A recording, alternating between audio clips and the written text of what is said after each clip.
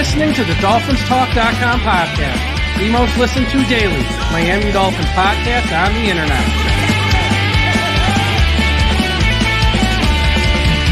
Miami's got the Dolphins, the greatest of all. Come on, Dolphins fans. Time to fins up. We're in the air, we're on the ground, we're always in control. And when you say Miami, you're talking Super Bowl. 'Cause we're the Miami Dolphins, Miami Dolphins, Miami Dolphins number one. Miami Dolphins, Miami Dolphins, Miami Dolphins number one.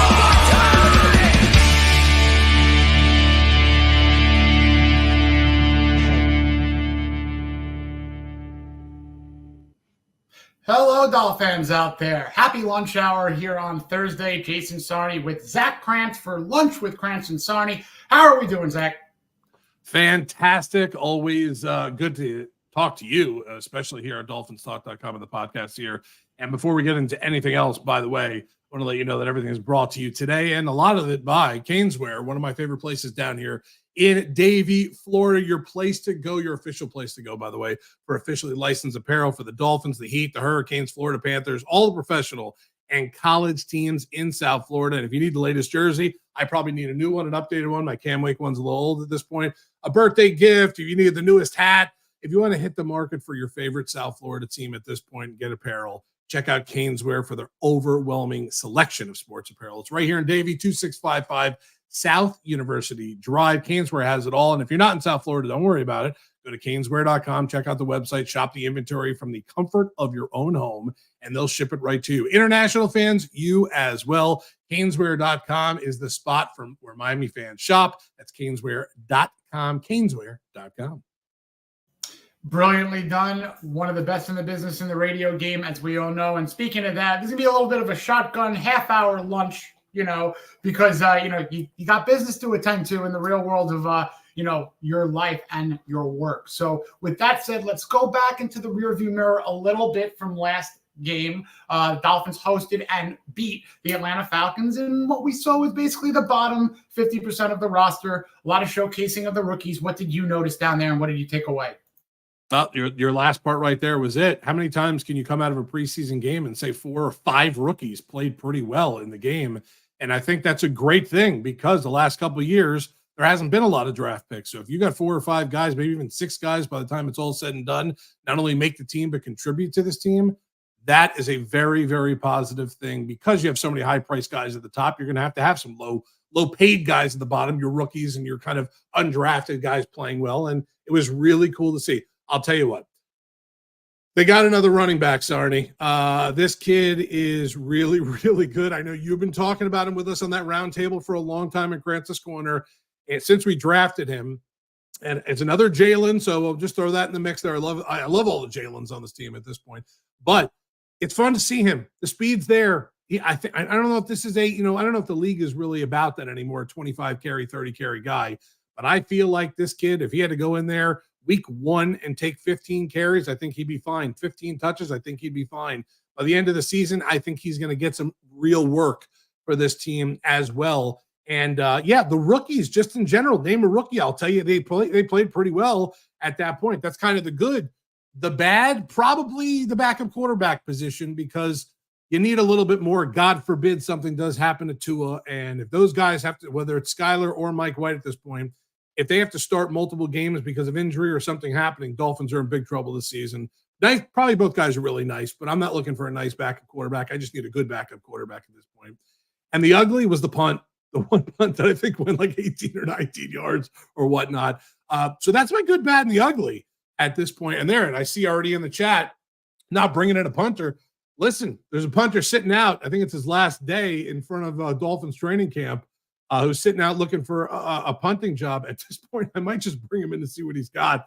Not that I'm trying to fire guys already, but we are getting to the point where you have to start talking about what that 53 is going to look like and that special teams, what that's going to look like as well. So, I wasn't disappointed with week 1's game. I thought it was okay. I thought there were some things that need to be fixed, obviously, but that's why we're in the preseason. And but overwhelmingly happy about the rookie class so far. I know it's only one preseason game. I know we're only a week and change into camp. If they can sustain this, get a little bit better as the season goes on, well, I hate to say that I'm wrong about Chris Greer all the time because I am the guy that a couple years back did want him fired about 800 times. Good job on that draft class if they all come out the way they look. You know what? It was a very good performance without even talking about your first overall pick in that round, right. Your 21st selection in Chop Robinson. And you really didn't see much, if at all, of Muhammad Kamara, but then everyone else shined. I mean, everyone else you can say got a plus. And then there were a couple of things that you could look at in depth and what maybe was a problem. Let's go to Malik Washington for a second because he muffed the first punt. The first opportunity he had, he muffed it. It ended up not killing him. But all that kid did after was return 5 more overall kicks and punts combined. He had a terrific reverse for 21 yards. And, you look at the stat sheet, you see 1 catch for 5 yards, nothing to write home about. But a number of good blocks, and everyone knows how valuable wide receiver blocking is for this scheme, namely for Craycraft. I mean, Tyreek Hill will say that he's his favorite number 1 receiver in the team of wide receivers draft that those guys do. And it's because of just that. So Malik Washington might be one of those guys that he's going to be on the field because he's just a football player. So there's one right there who I think did well. But in terms of, oh my God, potential, you hit it with Jalen Wright, but let's put a pin on that for a second. But Patrick Paul, my goodness, this is a man-child. And there's a development aspect to him, sure. But talk to me a little bit in depth about what the chatter is down there in South Florida. Remember, I'm here in the Northeast. You got all the locals, the radios, the papers, and all that good stuff. What is everyone talking about Patrick Paul? I think the Project Pat that we were calling him before, because he might be a project, he might be a guy that you have to sit on the bench for the year to make sure he's okay and good to go. I think that is all out the window at this point. I don't think he's ready to start week 1 at left tackle if God forbid something happened to Teron Armstead. But I think by the midseason, he's going to be a guy that if you need to throw out there, you're not going to be upset by throwing him out there. He's a man-child. We've seen that. Physical stature is just absolutely ridiculous. But he had some good plays out there. He had some good blocks. He just played well. He didn't give anything up that he shouldn't have given up, and he just played good. I'm a big fan. I wasn't a big fan when he was drafted, but I'm always worried about a project. I'm always worried about if the label on a guy is could be good in a year or 2. Ooh, that kind of stinks, especially when you're drafting a guy pretty high up in the draft. 7th round pick, no problem with. He might need 2 or 3 years to develop. That's fine. 7th round guy, you'll be fine with that. Your 1st, 2nd, 3rd, or even early 4th rounder, I'm expecting you to come in and maybe not start, but at least contribute when your number's called. I'm not worried about him anymore. I am ready to see what this kid looks like in 6 weeks, 8 weeks, 3 months from now by the end of the season. And you know what? Maybe they found a guy that they have starting next year that they could put in that position at left or right tackle if they want to move Austin Jackson again, if that's whatever the case may be. Hopefully not, and hopefully everyone's set. But this project, take it off his name. Needs to develop more, of course. Young kid, no matter what, I don't care who you are. You could be the Caleb Williams in Chicago, still needs to develop more, still needs to get better. So all the rookies are like that. They need to have NFL kind of plays under their belt before you could call them a good player.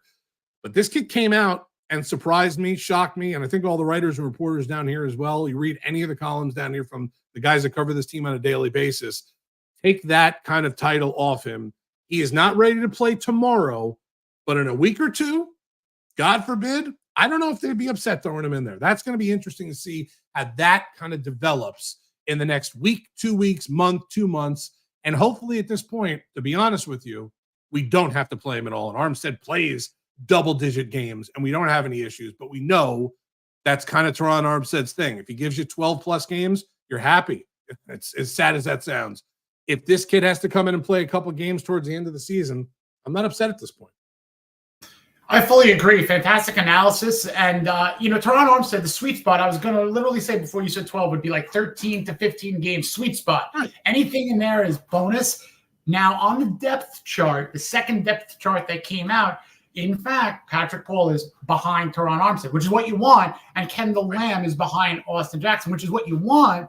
But you don't necessarily want number 2s on the field. You want, in the glass break of an emergency, who can fill in and go 500. If you're looking at 2 games, if they can rattle off 1-1 without a starter or 2-0, you know what I mean? It's more a quarterback situation. Right. But for left tackle, the team was different when Teron Armstead didn't play. There was a different toughness. There was a different mindset, different look.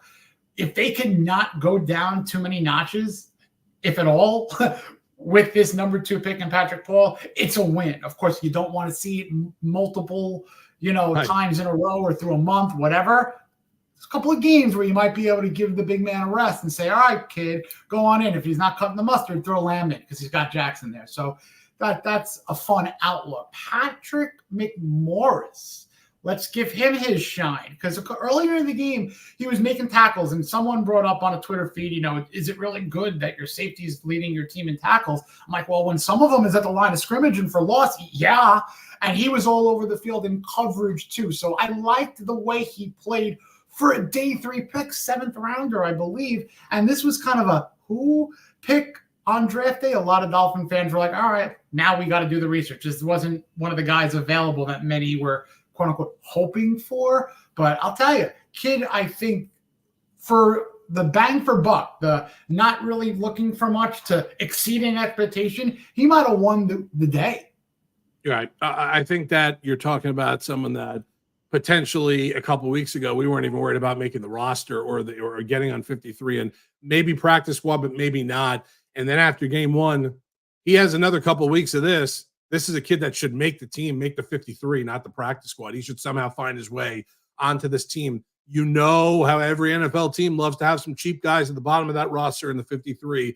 If you could put 4 or 5 guys down there that made your team that were undrafted or late round picks or guys making no money at all, you need that, especially when you're high paying 3, 4, 5, 6, 7 guys on this team, 20 million plus, whatever the case may be.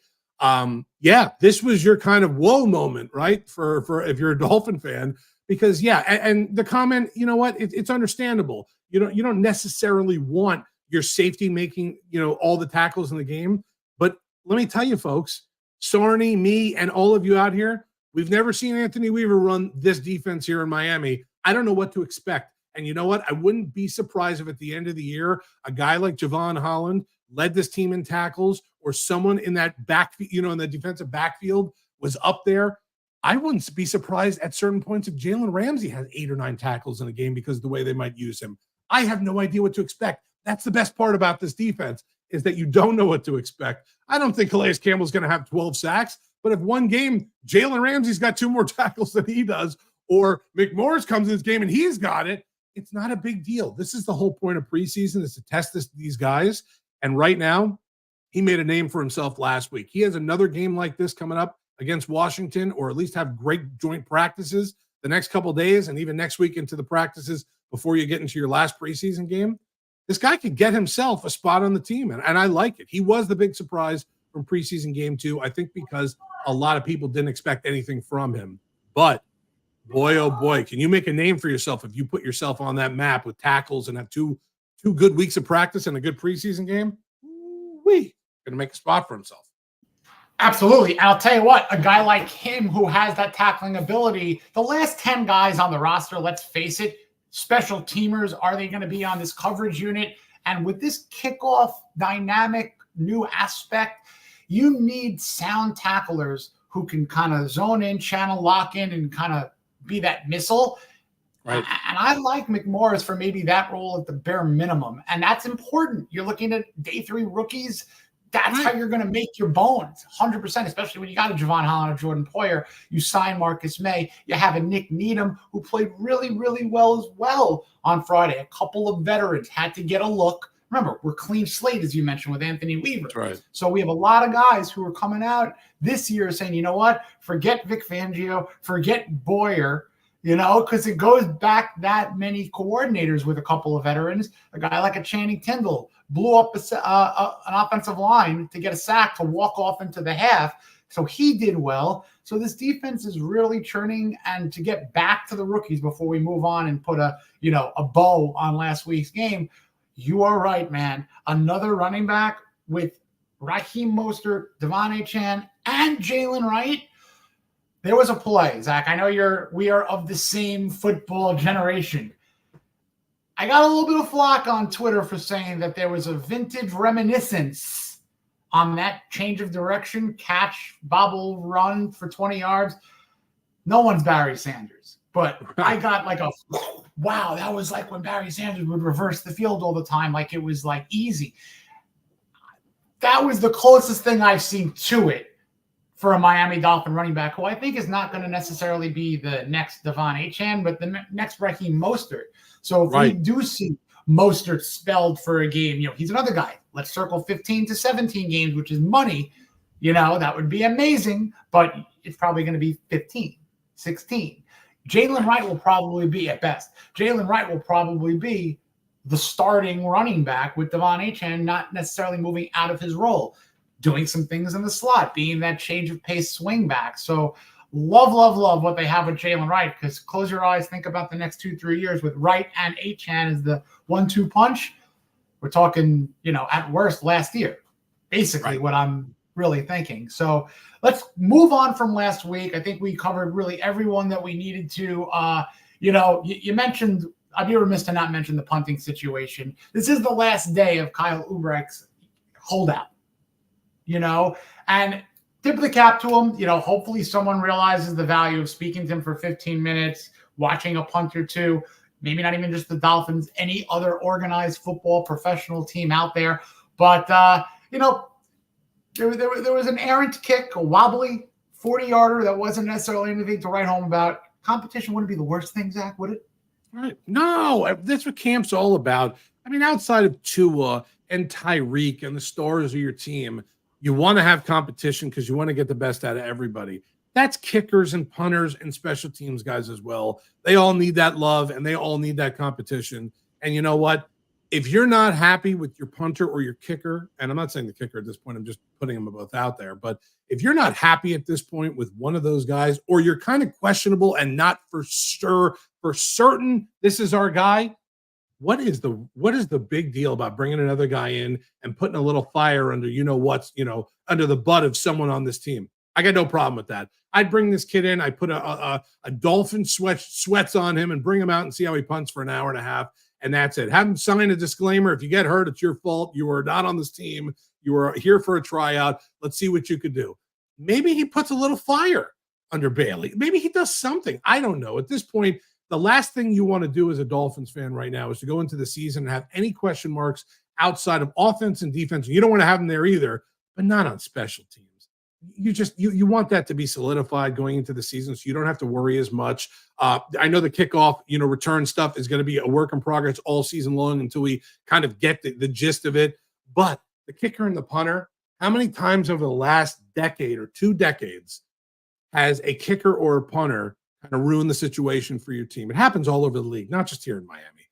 So get someone in here and put some fire in someone's belly of, hey, it's not your job fully yet. It will be in a couple of weeks, but until then, there's a guy over there punting on the other field that's just as good as you in our eyes right now. Show us you're better. Can't hurt. Special teams is a big part of the game. It's 1/3 of the game. I know that having 2 on the field is important, and having, Chop Robinson on the field is important on the defensive side, but having a guy who could kick the ball and punt the ball just as important at certain times. 1,000%. I mean, field flipping and being able to not have a team have gifted field position where they're already after a first down in field goal range. Look, these days, 58-yarders are being hit with room to spare. These kickers have legs. They can really boot. And same thing with punters. And if you're not averaging, top 15 net yardage, you should have competition. You really should. And yeah, I do hear that Jake Bailey is an elite holder. That absolutely is an aspect to it, for sure. We get it. But let's move on. Zach, we got 12 minutes before we got to get you out of here. Let's go on to what you've been hearing down there with the Commanders in town, joint practice, and then a Saturday preseason game week 2. Well, I think the most you're going to hear at this point is that the starters are going to play a little bit. It's going to be good to see that. And I know that someone in the comments asked if Chop will play this week. I'm just assuming that all the starters were going to play a little bit this week unless they're banged up at all. If someone is even the slightest bit banged up, not worth it. Especially if it's a guy is going to play, be in the rotation, or as a starter. But if Chop's okay, throw him in there. 2 in the offense are okay, throw him in there. I'm not saying for a half. I'm not saying whatever it is. You might put them in there for a couple series, get their feet wet a little bit, play the whole first quarter. Great. This is like the preseason game number 3, I think, to me, in the normal years when we had the 4, because I think you're going to see these starters come out there and play a little bit. I don't know what McDaniel's scheme is going to be for this game yet. I think these next 2 days of practice, including today that we kind of are done with at this point, or it's still probably going on and ending soon. These are important days for these guys, not just at the bottom, but at the top too, that are fighting for spots. We know that there's a battle going on at that wide receiver position. We know that there's going to be an odd man out somewhere, some way, somehow, and it could be a Berrios. It could be someone that is a fan favorite of this team, someone that you thought was a shoo-in to make this team that's fighting for a spot right now. And it goes back to that special teams thing. If Malik Washington is going to return kicks and do a good job of it, you got to be kind of scared out there if you're a Berrios or someone else. I think that there's a lot of good competitions going on in camp. I think the fact that Jalen Phillips is back is a big boost to this defense, and I don't want to see him play Saturday. I don't want to see him necessarily enjoy practices.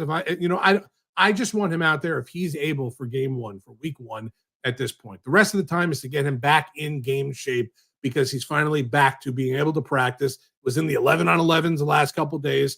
He's there. He's remarkable, his comeback to get where he is right now. But I think when it comes to just what's going on with this Washington week, I guess you could say, I think it's the fact that it's the starter week. I think it's the fact this is a big week for this team to kind of show what they have. They're not going to scheme and show anything that they're going to use week 1 through week 18. But I'd like to see them get some reps. I'm excited to see Tua out there, because we had the summer of Tua, of the contract, and his wide receivers getting caught. Like, this is the biggest week of preseason and training camp, I think, to me, because you're really going to see some action this week. And then when we get to next week and they play all the low-end guys again, trying to make teams in competition, that's fine.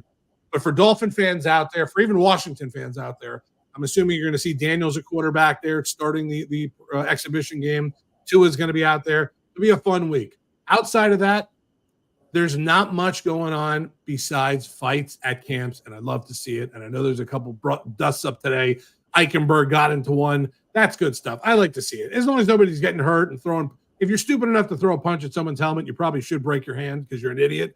But otherwise, besides that, get competitive out there. Like, you're not fighting against your own guys for a couple days. Fight against the guys that you have to fight against and show some love for the rest of your team. So it's a good week. It's a fun week. Joint practices to me are always fun to watch. And then going into the game, you'll get a lot more out of the practices probably than you'll get in the game Saturday night. But Saturday nights should still be fun. I mean, it's always fun to watch live football, however you slice it. But this game, you're right. This is like that third week in the old preseason schedule where it's like the starters, the dress rehearsal, and then you pull everyone for, after a couple of series. It's, growing up, you'd see the quarterbacks like 3 for 4, 40 yards, touchdown, out. And, those are kind of fun things that you just hope you get a little bit of a glimpse, a little bit of an appetizer, if you so to speak here. So basically, any other individual performances that you're really keen in on, the bubble guys, of the bubble kind of rosterable players, not necessarily undrafteds or rookies, what have you, who do you think needs to step up and have themselves a Saturday against the Commanders at home? Right. I think the entire linebacker core. How about that? I need to see what's going on with that linebacker core to make sure I know what we have, and not just as the starters, for the backups. We saw what happened when a Jerome Baker for this team went down. We saw what happened when guys go down towards the end of the year, and you need to make sure you could count on those guys towards the end of the year. Defensive line-wise, I'm not so – God, it's amazing because 4 or 5 months ago, when Wilkins left and you didn't know what was going to happen, and they signed 9 defensive tackles. They obviously just got rid of Tard the other day and signed a guy. But I want to see what happens with that linebacker core. Defensive backs, cornerback, safeties, I'm okay with. Keep them healthy. Let them fight for positions. Cam Smith, you'll see a lot, hopefully. This is the Cam week, I think you could say.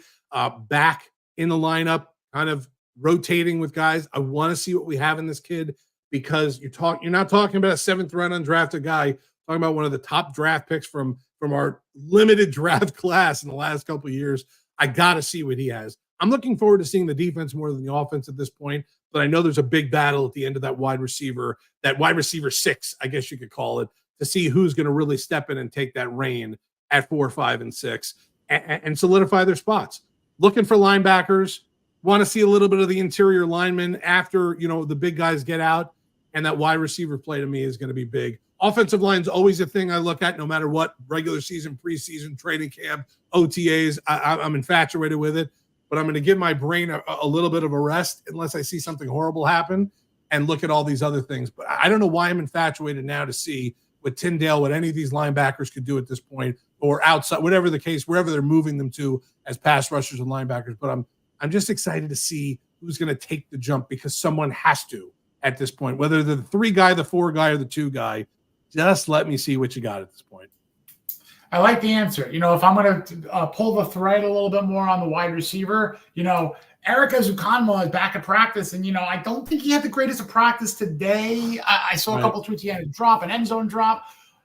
To me, he is the fringe guy, and if the Dolphins are playing, and this is my favorite fake word, strategery with the pup list, and Odell Beckham doesn't necessarily start the season on the 53, but he's on the pup, because it's not going to be Jalen Phillips. So it might be Isaiah Wynn. It's going to be Bradley Chubb, it looks like, but I believe it's 2 guys that you can get away with. And then that 6th wide receiver that is really the 7th could be Ezukanma. So if he doesn't do much, it just could be a strategic get him in there, emergency, while Odell's out for 2 games, 3 games, and then when he comes back, it might be it. I don't know. But outside of the wide receiver group, because Malik Washington, I think, has solidified himself as a football player in this team, whether it's returning, punt returning, getting slot work, or being just the last wide receiver. I think he can do enough of anything that he's on this team. Call him the 51st man, the 49th man. I don't care, but I think he's on this roster. And then to me, you mentioned it, the interior of the offensive line. I am scared, Zach. We have about 4 minutes left. Let's talk 2 minutes about the center. Aaron Brewer, what are you hearing and what's going on if it's not Aaron Brewer? I'm not hearing much, which is not a great thing. Like if you're not hearing a lot on a guy, that could be a problem going forward. Eichenberg's taking snaps at center. I think that if it came down to it and the season started tomorrow, Eichenberg would be your starting center on this team. And I know a lot of people are going to roll their eyes at that point, or you don't want to see him there. But what else can you do at this point if you brought in Aaron Brewer? Eichenberg will save his team, guys. Cap for life. I hope. Cap for life. Listen, I'm not anti any of these guys. I wear a Dolphins jersey. I come on DolphinsTalk.com. I'm born and raised down here in South Florida. I want this Dolphins team to get to the Super Bowl. I want them to be a playoff team every year. My media hat is off. It's on the floor. This is Zach the fan talking right now. If Eichenberg is the answer, then we must pray that he's the answer at this point, because right now it looks like he is the answer, but only because there's not a lot else in the cupboard. And he's played that position for you very, very timidly, and he's been there, but he's got a little bit of experience. Other than that, offensive line-wise, you're right. Inside, I don't know what is going to end up happening when it's all said and done. We're going to have movable pieces all over the place. Right now, I'm just hoping that Armstead and Jackson are 100% ready to go, better than before, whatever analogy you want to throw in there, because you're going to need some solid dudes on the outside to help out a little bit with that interior. You're going to need one of these interior linemen to step up and be really, really good. And what happens if he surprises us all and Eichenberg becomes a pretty good center this year? If that is the end result for him, that would be a lot of fun, a lot of fun to watch. In Eichenberg's credit, he's the guy who played all 5 positions on the line last year. It's not a very common thing. It's very, very, very rare. But besides the point, you'd like a master of one instead of a jack of all trades, master of none. Right. But that's just me. If he could step up like people are, as Jordan Murray saw throw it up one time, got a chuckle out here. Trust-ish. Good word. Yeah. I like it. But I like that. I appreciate everyone in the chat. Appreciate everyone listening, watching, what have you. Zach, where can everybody find you before you got to get to another Zoom call?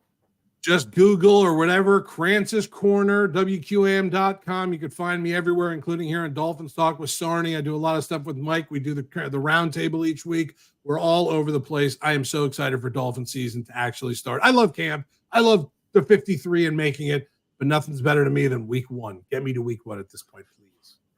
Jacksonville Jaguars, they're coming to town very soon, and get your gear at Canes Wear and make sure that stadium is flooded with orange and aqua and white throwbacks, whatever you want. But team colors, at that get point. them up.